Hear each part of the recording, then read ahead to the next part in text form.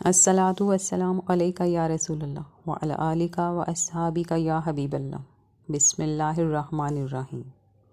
حضور نبی اکرم صلی اللہ علیہ وآلہ وسلم نے رمضان المبارک میں کن 3 لوگوں کو جنت کی خوشخبری سنائی؟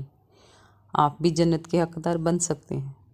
آج ہم آپ کو رمضان المبارک کے پاک مہینے کی مناسبت سے چھوٹی مگر بہت ہی فائدہ مند باتیں بیان کرتے ہیں۔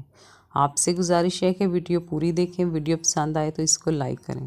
اس بابرکت مہینے کی اہمیت اور افادیت کا اندازہ آپ اس بات سے لگا سکتے ہیں کہ ام المومنین حضرت عائشہ صدیقہ رضی اللہ تعالیٰ عنہا سے روایت ہے، حضور اکرم صلی اللہ علیہ وسلم نے ارشاد فرمایا، جس شخص کا انتقال روزہ کی حالت میں ہوا، اللہ تعالیٰ قیامت تک روزوں کا ثواب عطا فرمائے گا۔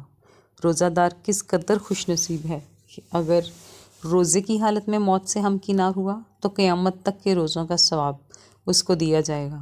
حضرت انس بن مالک فرماتے ہیں، میں نے حضور اکرم صلی اللہ علیہ وآلہ وسلم کو یہ فرماتے ہوئے سنا کہ یہ رمضان تمہارے پاس آ گیا ہے، اس میں جنت کے دروازے کھول دیے جاتے ہیں اور جہنم کے دروازے بند کر دیے جاتے ہیں اور شیاطین کو قید کر دیا جاتا ہے۔ محروم ہے وہ شخص جس نے رمضان المبارک کو پایا اور اس کی مغفرت نہ ہوئی۔ جب اس کی رمضان میں مغفرت نہ ہوئی تو پھر کب ہوگی؟ ایک اور حدیث مبارکہ سے یہ ثابت ہے، جس میں یہ ثابت ہوتا ہے کہ آپ نے کن افراد کو جنت کی نوید سنائی۔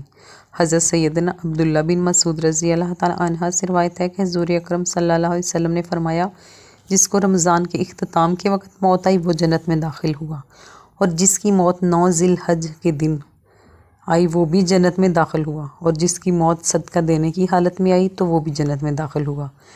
تو میری آپ سب سے گزارش ہے کہ بخشش کا یہ مہینہ آپ کے ہاتھ سے نہ جائے، اور اس مہینے کے تمام روزے رکھیں، نمازیں پڑھیں، صدقہ دیں اور اپنے گناہوں کی معافی مانگیں۔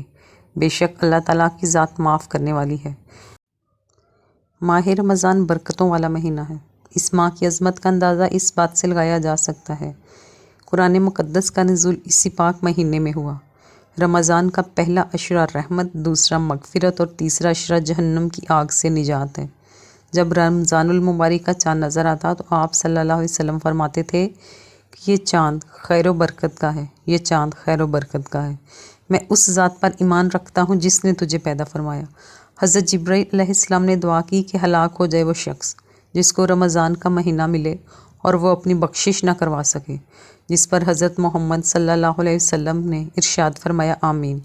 حضرت جبرائیل علیہ السلام کی یہ دعا اور اس پر حضرت محمد صلی اللہ علیہ وآلہ وسلم کا آمین کہنا، اس دعا سے ہمیں رمضان المبارک کی اہمیت کو سمجھ لینا چاہیے۔